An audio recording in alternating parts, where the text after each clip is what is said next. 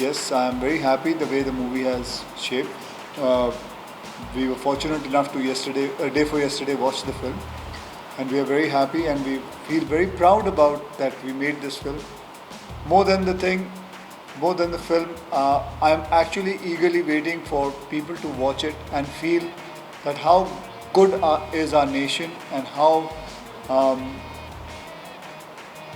what things our people do to save people's life who are staying.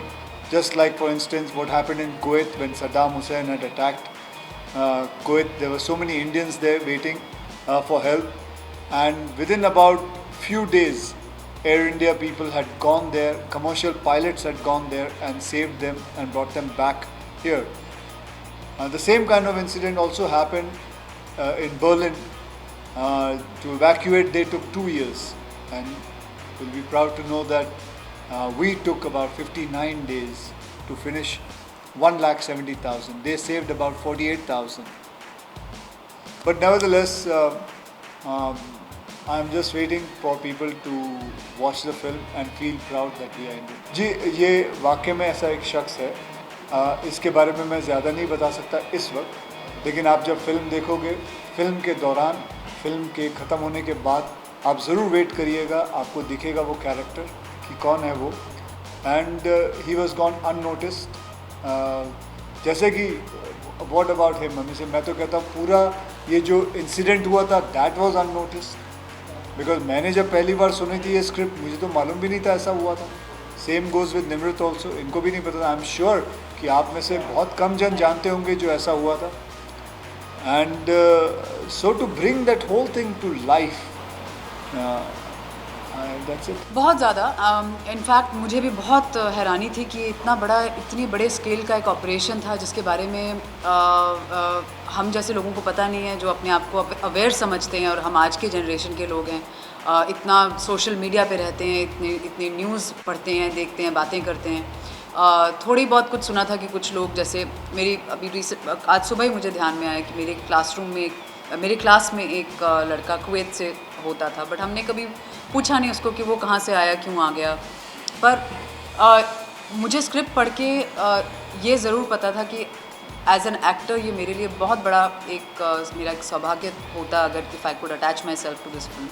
और मेरे लिए बहुत अच्छी बात है, बहुत प्राउड हूँ मैं इस बात पे कि कि मुझे इस फिल्म में काम करने का मौका मिला. नहीं जी, एक्शन नहीं है. It is not an action film, it is not a war film.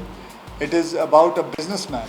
एक बिजनेसमैन की कहानी है जो बेसिकली अपना बिजनेस टैक्टिक्स यूज़ करता है to negotiate with Iraqi government और इराकी सोल्जर्स और Iraqi majors so that he can convince them that we people can go.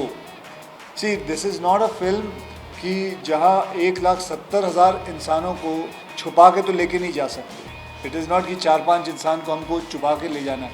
So basically the best way was to negotiate with the government and try to come out from there.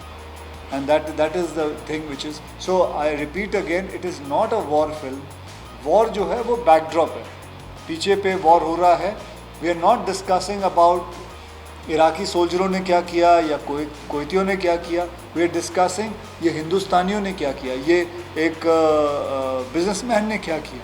So that is it. एक मेरे को आदमी मिला था, वो बता रहा था कि उसके सर पे बंदूक रखी थी एक इराकी सोल्जर ने, और 16 साल का बच्चा था वो, उसने रखी थी और बोला कोयती बोला no Indian no Kuwaiti no Indian.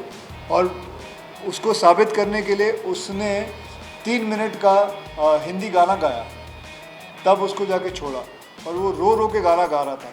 सो और बहुत सारे इंडियंस अपने they lost their lives also because trying to prove that they were not Kuwaitis. नहीं, टाइम बदल रहा है जनाब, ऐसा नहीं है. टाइम बदल रहा है. The youth is understanding the value of this kind of cinema. जैसे बेबी थी, इट वॉज अबाउट रॉ, उसमें कोई गाने नहीं थे, but it is a good business and it is time. मतलब अपने आप वैल्यूएशन इन सब चीज़ों की, रियलिज्म की वैल्यू बढ़ती है एंड अपने आप ही ऊपर आती है.